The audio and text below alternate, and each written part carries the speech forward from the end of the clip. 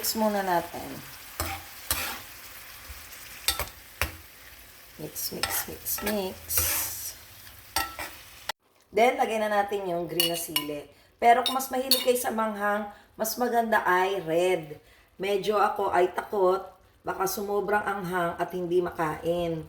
Pero, kung gusto nyo ng mas maanghang, red na sili ang ilagay nyo.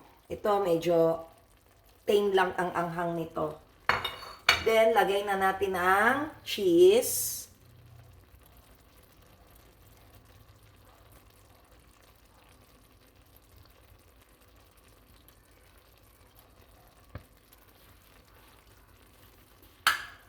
Then, meron ako ring, ayan yung cheese na ano, yung cheese talaga natin na ano, ito melted cheese to. So, kaya ako nagdagdag ng melted cheese para talagang magme-melt ang cheese natin sa ating tahong. Alam niyo bang hapunan na to? Yes. Hapunan na namin to. Additional ulam kasi natatakot akong baka magkulang ang ulam. So, ito ay pang additional lang na baka ito pa ang maubos. Lagay ko pa yung iba na, no? Na cheese. Lagay ko pa ba?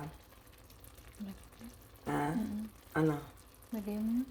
Lagay na natin lahat. Wala namang gamitan yun. Para hindi na tumambak sa rep.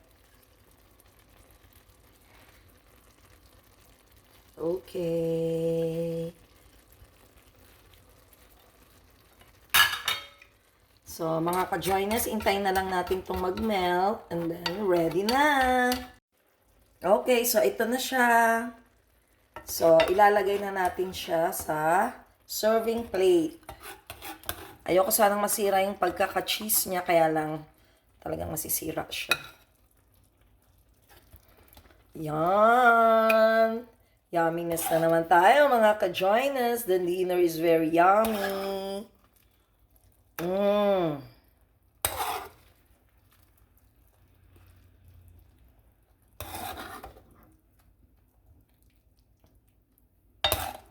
Ang sarap. Actually, malasa siya. Kaya, tipid siyang ulam.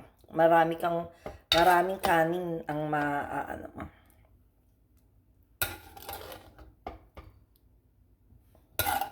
Okay. So, titikman na natin. Ito. You close up this. Okay, ayan. Titikman na natin. Kumuha ako. Ito. Tahong na with cheese.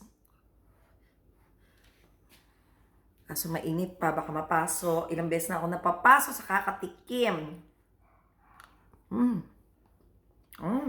Sarap. Ang sarap nito, lalo na pag may kanin. Anong-ano mo yung cheese niya?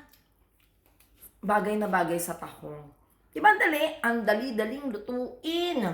So, ano pang iniintay mga ka-joiners? Luto na kayo ng cheesy tahong.